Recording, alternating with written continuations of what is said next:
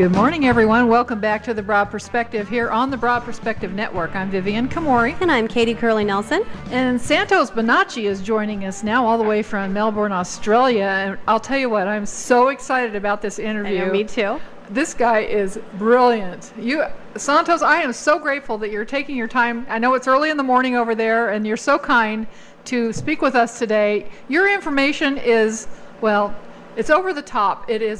There's so much there, but it's also kind of given me some hope, which I haven't had a whole lot of with all the things that are going on in the world, and those of us who paying attention to world signs, and there's so much information out there, but it's all very negative stuff.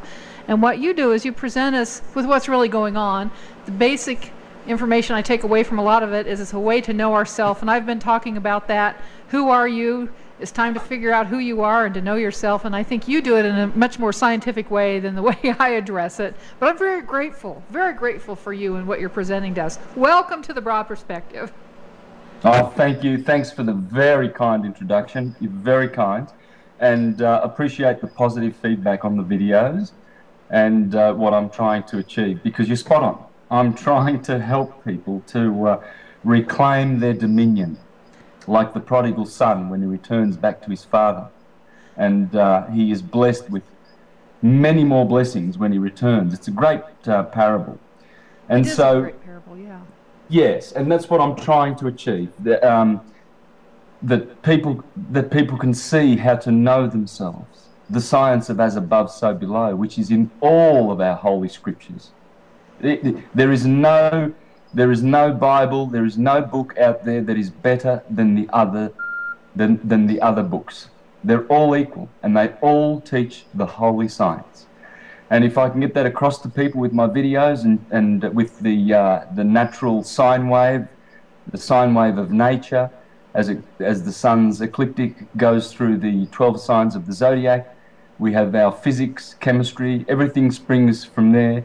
Our gospels, our legends, our stories, nursery rhymes, everything is in that little sine wave, in that little, what I call the key to understanding the holy science. Well, it is a key. On so many levels, I think that you have taken astronomy and astrology to a whole different level of understanding, at least for me. Now, having said that, I think it's a science. It's mathematics. It's science. It's that left brain logical stuff, which I have a real hard time with. Even though I get it, I understand the general message of what you're saying, is still a lot of information and a lot of that hemisphere of my brain that doesn't function so well. So I have to work a little bit harder at understanding it than probably maybe the average person. I don't know. It's but deep stuff. It's deep. It is deep. But you define it as astrotheology, right? Astrotheology is a big part of it. Astrology is another big part of it. What I'm doing is busting, what I call busting the big fictions, busting the fictions. You see, this world has been run by good old Rome. Rome runs the whole system. The capitalism comes from there, the calendar comes from there, the Julian/Gregorian calendar. The alphabet that we all use all around the world comes from Rome. It's the Latin script. The justice systems of all the court systems of every country in the world have been usurped by canon law, by the law of the high seas, which comes from Rome. It's commercial law. It's business. Rome is a business. It's a corporation founded by Julius Caesar or his son, Augustus. And the common era, what we call the Anno Domini, Annus Dominis or Anno Domini calendar, is not pinned to a human Christ Jesus Saviour, as they tell you in our universities. It's pinned to Caesar Augustus. And I've proven this in my videos. In fact, I did a presentation on Sunday, 2 days ago. And it'll be on YouTube. Please, listeners, look out for it. It'll be my newest offering. Okay. And in there, I show how all of this system is run by Rome, and the calendar is pinned to Caesar Augustus. And I give the proofs. If you see coins of, if you've ever seen coins of Caesar Augustus, you'll see the image of him, usually with a crown of thorns. Yes. And he was adored as a god. One only needs to read Alexander Del Mar's book about Caesar, the worship of Caesar Augustus. And there's other fine works. Joseph Atwill, the Piso family have now come out from Rome, the Piso family from Pisa, Italy, who have had emperors on since the Flavians in 70 CE. Since the Flavians, the Pisos have ruled Rome. This is the Rothschilds of Rome, people. Right. The Rothschilds are also a branch of these elites, these Khazarians that came from the east to conquer the west, and they have. They've been in charge of the west for 2,000 years, making sure that the west does not rise spiritually as it's supposed to, on cue and in time with the age of procession. And they have been medicating us, poisoning us, indoctrinating us, killing us, murdering the truth, shutting down all the pagan temples. They created a fictional religion based on a fictional person, Jesus Christ, who, when you read the Gospels, you realize immediately, if you've got a shred of intelligence, that the Gospels are talking about the sun and the 12 signs of the zodiac being the apostles of Jesus. Right. Just as Jacob has his 12. And when you look at the names and the meanings of those 12 at in the book of Genesis, chapter 49, is the first horoscope in history. And there Jacob is blessing his sons before he dies, his 12 sons. Right. And the description he gives of those sons harmonize perfectly with the 12 signs of the zodiac, which in Job 38:32, clearly they call it the Mazzaroth, the Hebrews. Mm-hmm. And they are hiding this fact. And how can you hide it?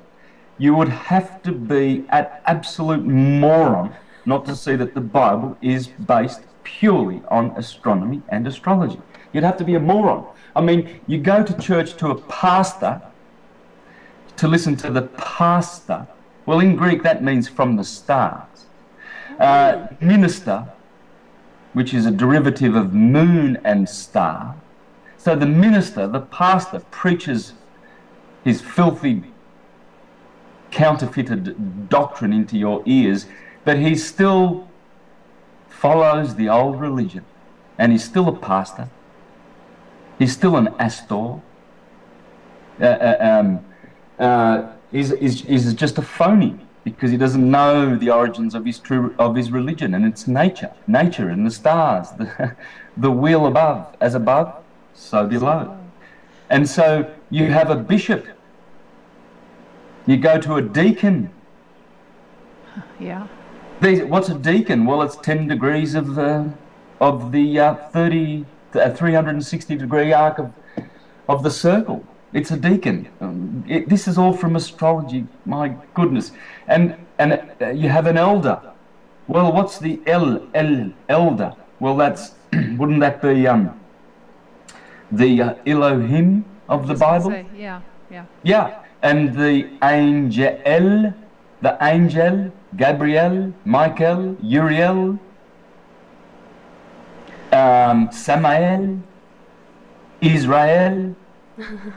See, for those of us, though, that are open to this, it makes perfect sense. But most people have bought into the construct. They've bought into what has been presented to them their entire existence and the history that we know, at least at this point. And so to think outside that box is really, really sometimes beyond what some people are willing to do. And it takes a really open mind and someone who is willing to do something different and to think, again, outside the box. I've said many times to people, it's not about walking the middle of the road. It's not whether you're right or left or thinking I've got to go down the middle. It's really about thinking outside that construct that we have all been raised in. And that's what you've done. Yeah. You've taken us outside the construct. Yes, well, Vivian, you mentioned it at the outset that you're enjoying the information, but it's deep. Yeah, it is. And you mentioned how our schooling has, you see, our schooling is responsible for this because they've taught us what to think, not how to think. Exactly. And if they could only harness that beautiful, godlike glow that children have when they're 6 and 7 and 8 and 9 and 10 and 11 and then 12 is when it's all over, Yes. then they change. But if they can grab those children at that age and teach them intuitively and teach them how the child is destined to learn, right, then we would understand these things. See, I'm very, very fortunate. I was able to think for myself, even though I was a Jehovah's Witness for 20 years and I did the party line. I was a really good Jehovah's Witness. I mean, I pioneered for 4 years. I did all that. 90 hours a month, going to people's doors and trying to say them to Jesus and telling them, don't go to the Mormons, don't go to the Pentecostals, don't go to the Baptists, the Catholics, the Orthodox, the Presbyterian, the Methodists, and the other 29,990 registered Christian denominations. Just come to us. We have the truth. Oh, yes, the truth. The truth. I know. The truth. That truth is opinion. It's belief. When they tell you, the pastor tells you, you have to believe in Jesus. Don't doubt. So if you keep people in the state of believing rather than in the condition of knowing, well, you're going to have buffoons that you can lead sheep to the slaughter, and you're going to be able to make sheep out of those people. You're going to be able to fleece them. You're going to be able to pull the wool over their eyes, and you're going to be able to tell them, you continue being good little sheep of Jesus and coming to this church, okay? You just keep coming to this church and be good little sheep, because we are fleecing you, and the Illuminati elite families are the ones who are behind all of the Christian corporate denominations, all of them. And they all have their own interpretation of the Bible, filed away, almost like a patent, if you like. The Jehovah's Witnesses have a patent on their bullshit, and the rest of the buffoons, they have their patents, and none of them know that Jesus Christ is hiding right there within us, like the Apostle Paul said. Right. There is nothing without that is greater than what is within. And when we know this, then you know who you are, and you stand in honor and competence when you go to court. You stand in your responsibility as a man standing up ready to return to God, to the cause, and leave this material world, like the prodigal son who says, oh my God, where have I found myself? I've been sleeping with prostitutes and drinking with fools, and the food that my father gives the swine in his kingdom is better than what I'm eating out here. So that's us. We've come down to this land of illusions where there's a priest on every corner. Yes. And pedophile ones too, because they love abuse. They don't only take great pleasure in spiritually depriving you of your spirituality and teaching you lies and filth and abusing your emotions and your spirit and your soul by stealing your power away from you with the hypnotism. They also delight in doing it physically, sexually, because they're perverted. They're sick. They delight in teaching foolish fictions like the devil is out there and Satan is God's enemy, and they don't understand any of the science. The only Satan that is out there is the magnetic forces of the universe. And the only Jesus that is out there is the positive forces of the universe. And this is the duality universe that exists under the ether, sub-ether, where the cause is, where all the patterns are for the matter. You see, when you look at the word pattern, it comes from pater, which means father, and when you look at matter, that comes from mother. Oh. So the patterns come from the invisible, and the matter comes from the material, and that is the dualistic world that we live in. It is a universe, it is a oneness, God is a oneness, but God, the demiurge, is a two-ness. It's a duality. And it's electricity and magnetism, and that is the enemy. One resists the other, one helps the other. They cannot exist separately, and the whole universe is pure electricity. That's all it is. The stars, all those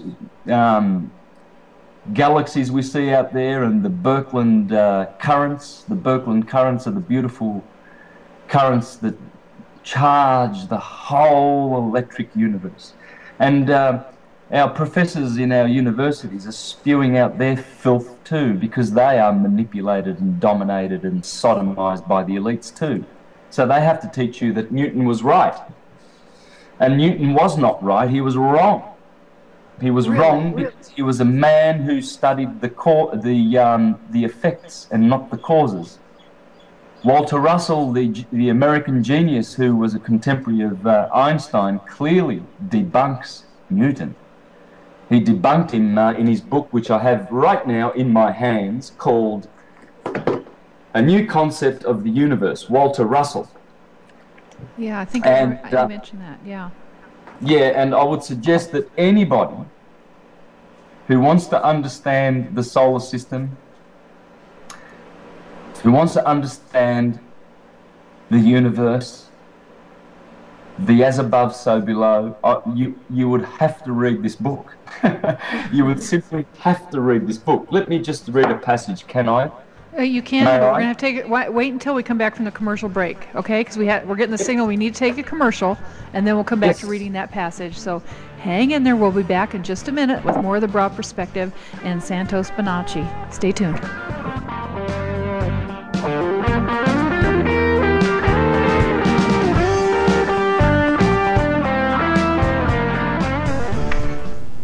Would you like to have your very own radio show on the Broad Perspective Network? Well, now you can. Find out more at 661-480-6787. That's 661-480-6787 for your radio show on the Broad Perspective Network.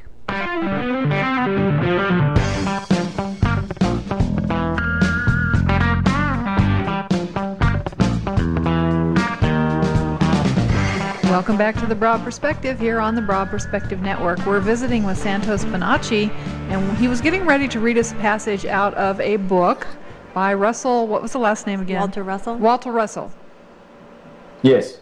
Okay, so take it away. Okay, so he obviously was familiar with consensus atomic theory, because this is what he has to say. Okay. Now, of course, please research Walter Russell. There's some YouTube beautiful short productions about the life of Walter Russell and the genius that he was. When he was a child, he experienced the opening of his third eye. Oh, wow. And he relates this. He tells how he was blessed. He was blessed to have a very precocious awakening. And he saw nature. He could see nature in its glory and its simplicity and how it works so simply. And this is what he had to say. I mean, the book is full of jewels like this. Okay. The scientist has not only divided matter into 92 different kinds of substances, he has divided these 92 substances into atomic systems made up of many more minute particles of somewhere around 20 primal substances. These he calls electrons, protons, neutrons, antineutrons, antiprotons, mesons, negative mu mesons, positive mu mesons, negative pi mesons, neutral pi mesons, tau mesons, positive V particles, negative V particles, neutral V particles, and so on, without an end as yet in sight of the many non-existent substances. Wow.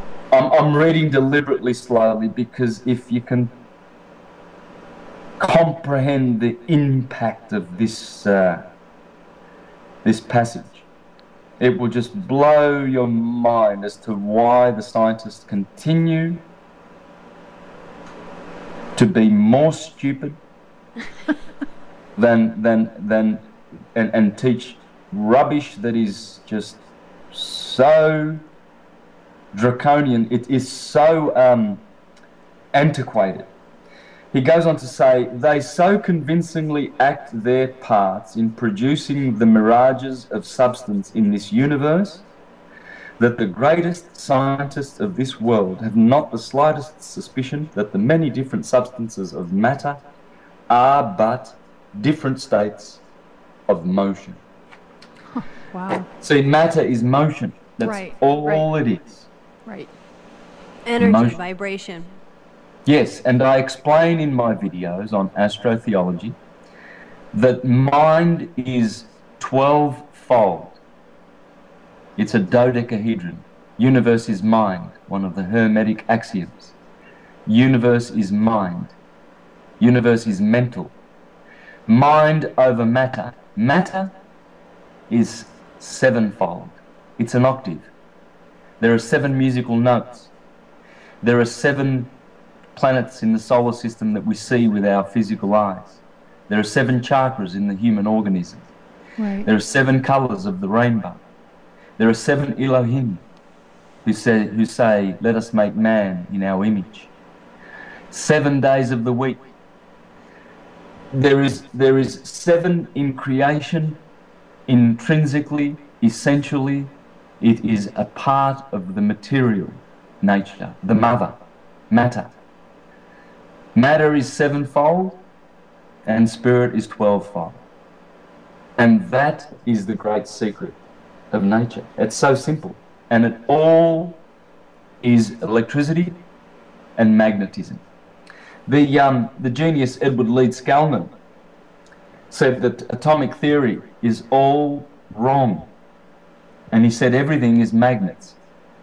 Everything you see is magnets, little magnets. Wow. And another myth of the solar system is that the planets orbit on the same plane as the sun. They orbit the sun. Mm-hmm. Well, this is a lie. They orbit, but they don't orbit around the sun. They orbit with the sun. Oh. Yes. This is also what this genius, Walter Russell, teaches. He says that the sun is at the apex of a vortex. And also the Indian teacher who died 20 years ago, I think, Dr. Keshava Bhatt, he was teaching this vortex solar system. And as the sun is corkscrew spiraling through the heavens with its companion star Sirius, its binary star, and you have Walter Crittenden there in California, Vivian. You have the Binary Research Institute in California. Okay. And Walter Crittenden, he wrote the book The Lost Star of Myth and Time, in which he proves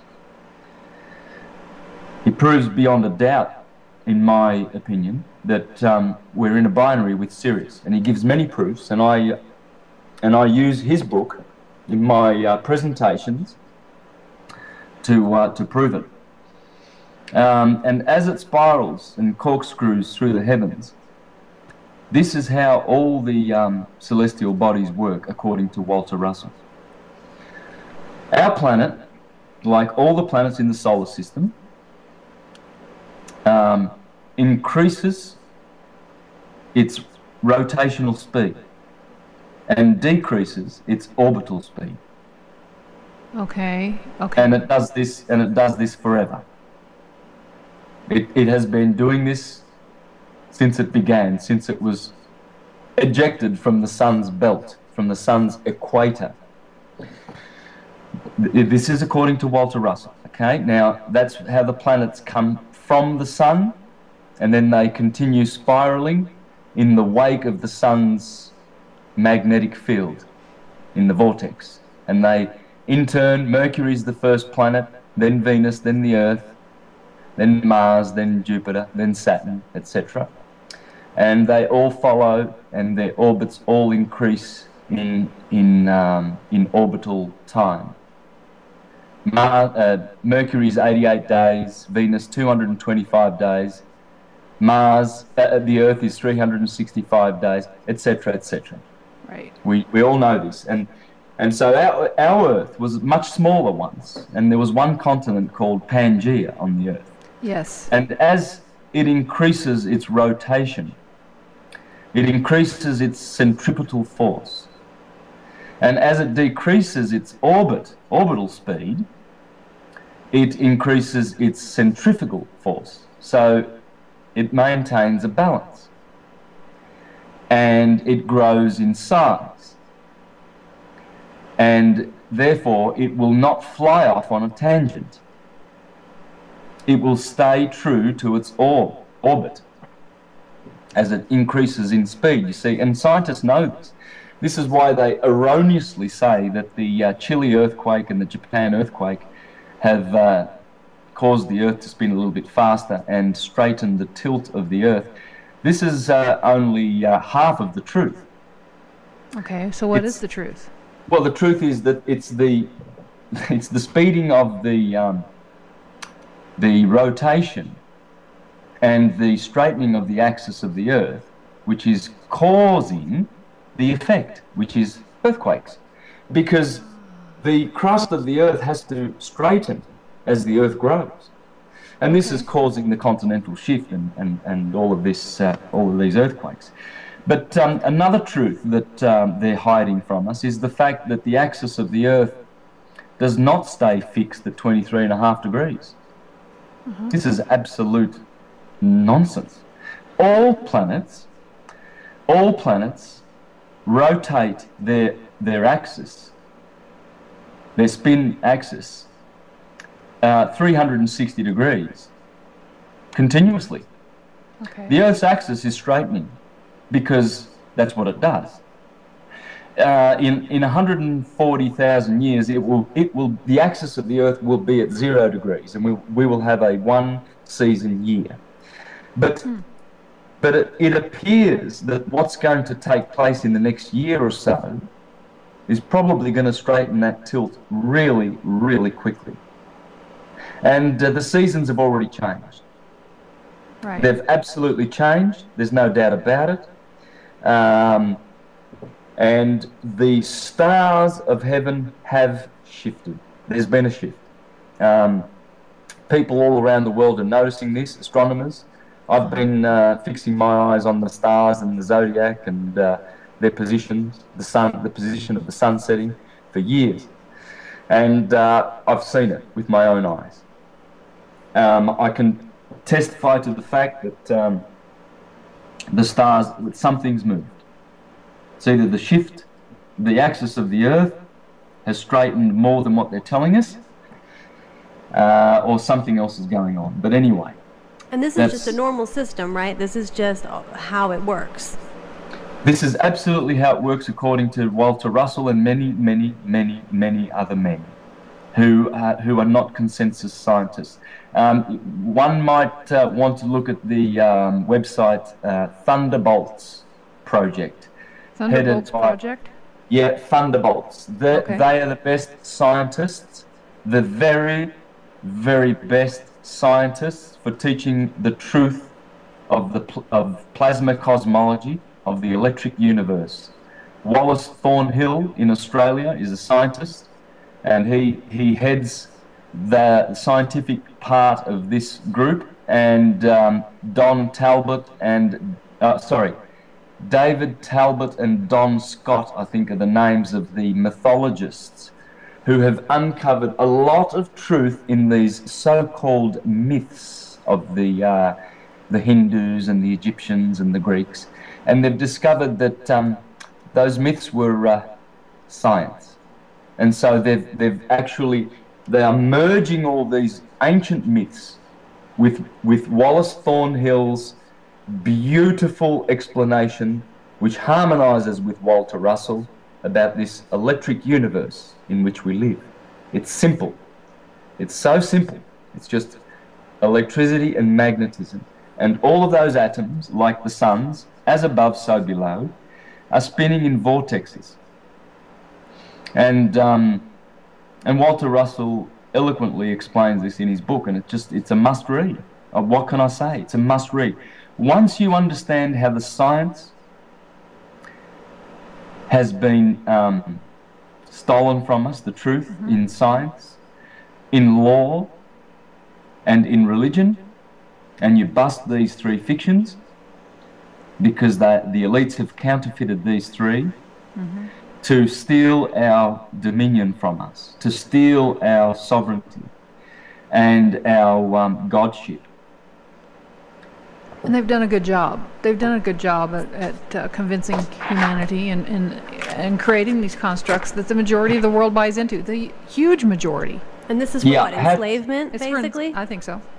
It's lawful slavery. They outlawed unlawful slavery in 1815, but they didn't tell you that in the contract, when you register your birth certificate and marriage certificate and all the other flipping certificates and registrations that we apply for, beg for, we're just buying into their services. They're just a bunch of crooks that have got services. It's like the mafia. When the mafia comes a knocking, you know, and you can rest assured. You can rest assured that they're going to offer you a service. Right. Everybody has a service. This is the land, the valley of deep shadow, in which the prodigal son comes down, dips down to sleep with the prostitutes and drink with the boys and get intoxicated. Now, the intoxication is spiritual. It's spiritual intoxication. You see, we are drinking of the cup of the whore of Babylon. Yeah. We are drinking the intoxication. Rome comes along and says, we're going to sodomize you, whether you like it or not. We've got an inquisition, we've got armies, we've got police forces, we've got everybody in our pay. And we're going to offer you our service of protection. And you will pay for it. Taxes, rates, charges, registrations, fees. You're going to cop it. And spiritually they also debase us with lies and stolen the true identity of the Christ within and given us a historical one. Oh, he came 2,000 years ago. Oh, and he's coming back. But in the meantime, we're just going to sodomize you because he's not here. He's been and he's coming. He's always coming. Right. Yeah. And these churchgoers must be saved from this delusion. Right. And must be saved. Because it does not help them or serve them to persist in their denial of the true Christ. In fact, they will say, as Matthew chapter 7 says, Lord, Lord, did we not prophesy in your name and expel demons in your name and perform many miracles in your name? You ask the Pentecostals how many miracles they pull off. Huh, they are real tricksters, those ones. And yet I will say to you, get away from me, you workers of lawlessness. I never knew you. And this is what the churchgoer is doing. He's hurting himself. He's dangerous to himself, to his neighbour, and to his God. Do you think, well, you know what, we're getting ready for a commercial break, but something for our listeners to ponder while we're taking this commercial is, my take on a lot of this is that many people in humanity are just afraid to know thyself, to be secure in who they are. They have to rely on some external savior, either be it Christ, be it Muhammad, be it the ascension, be it aliens in a spaceship. They won't look for someone else to save them rather than coming to terms with who they are and their salvation's inside. Yes. Okay. We're going to take a commercial break. We'll be back in just a minute with more of Santos Bonacci and the Broad Perspective. Stay tuned.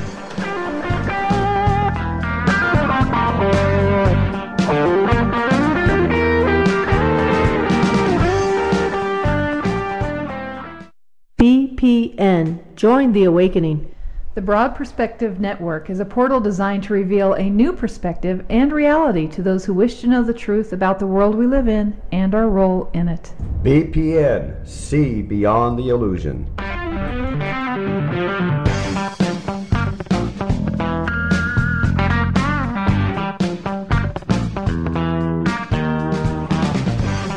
Okay, welcome back to The Broad Perspective here on the Broad Perspective Network. I'm Vivian Komori. And I'm Katie Curley-Nelson. And we're visiting with Santos Bonacci. We're talking about lots of stuff, astrotheology. We're learning a lot. This information is some of the best out there. We're really grateful to you that you're willing to present it to us. But one question I have, and I'm kind of going to deviate a little bit from our conversation, how did you get to walk down this path? Because this wasn't where you were. What brought you to here? Great question. Okay, I'd love to answer that. Just one quick little thing though, because Okay. before the break, you were talking about how the churches give us Yes. a savior outside of ourselves. Yes. This is called vicarious salvation, vicar. Yeah. See, Christ is a vicar. So, Oh my so gosh. he's gonna jump in all of a sudden when you're standing before the throne of God, and he's going to sit there and he's going to go, "Oops, hey, hang on, God. This bloke here, he came to church. This fella came to church, and he believed in me. And look, don't worry about the fact that he hasn't done anything at all to improve his spirituality and to grow the Christ within. He did have an alcohol problem, and he did bash his wife, and he did cheat and steal and lie, but he believed in me. He's in." He's See, in. the vicarious salvation, if you're going to believe in that, well, good luck to you. But if you don't got the goods, when you get there, you don't climb any higher. When you say get there, what are you talking about? Well, that would be the afterlife. That would be now. For instance, people who think about heaven think that it's located somewhere in the universe. Well, it's located in the pineal gland. It's in the crown chakra. As your Kundalini serpent, your electric energy goes up that spine, and you activate your 7 powers, the 7 chakras. You turn the 7 vices into virtues. Then all of a sudden that electric energy climbs higher up your spine, up the silver cord. The silver cord, which is spoken of in Ecclesiastes. Right. And that energy drives up, and it goes up into the kingdom of the heavens, which is the pineal gland. This is why it's so important to know the zodiac, because when you know the zodiac and the position of Aries and Taurus and Gemini and Cancer and Leo and Virgo, all these constellations are in your body. And Aries and Taurus are in the head of the human being. And in the constellation of Taurus, you'll find the Pleiades, the 7 sisters, the glorious cluster of stars that correspond to your pineal gland. And Aries is the springtime in which Easter is celebrated every year. And that is the Lamb of God that takes away the sin of the world. And that is because when the sun enters Aries, the blossom begins, and that on earth is the seed of the sun. You see, the sun impregnates the earth at that time. It's the symbol of the semen, the orgasm of the sun. In March, Aries, the sign of the Lamb, the blossom. Because for 6 months the winter trees had no leaves. They were dead, frozen, waiting for the god to return. Right. And when the god returns, he crosses over the equinox on March 21st, and that is the crossing of the Christ, the Son, Jesus. This is the Son, and he has crossed over, and that's why they celebrate the Passover lamb. And they eat the Passover lamb because the sun has passed over the equinox and into the sign, and that blossom is the spiritual electric force that begins the season. And then the fruit comes from the blossom, and then the blossom is harvested in the sign of Virgo, the Virgin, the season of harvest, and then in September the fruits are preserved because down, down, down the sun is falling through the sign of Scorpio and Sagittarius down to its death in the wintry grave of Saturn, who rules Capricorn on the 21st of December, the solstice. And that cycle, the sun goes down, it dies, and then it's reborn, poof, with the explosion of the blossom in spring. And the fruit season begins again. And this cycle goes on and on and on yearly. And we don't even pay any attention to it because we've been divorced from our religion of these cycles. And we've been told that Jesus was a man who had 12 literal disciples, just like the Gospels say. Well, the Gospels don't say that. The Gospels are talking about astrology and astronomy, and I've proven that in my videos.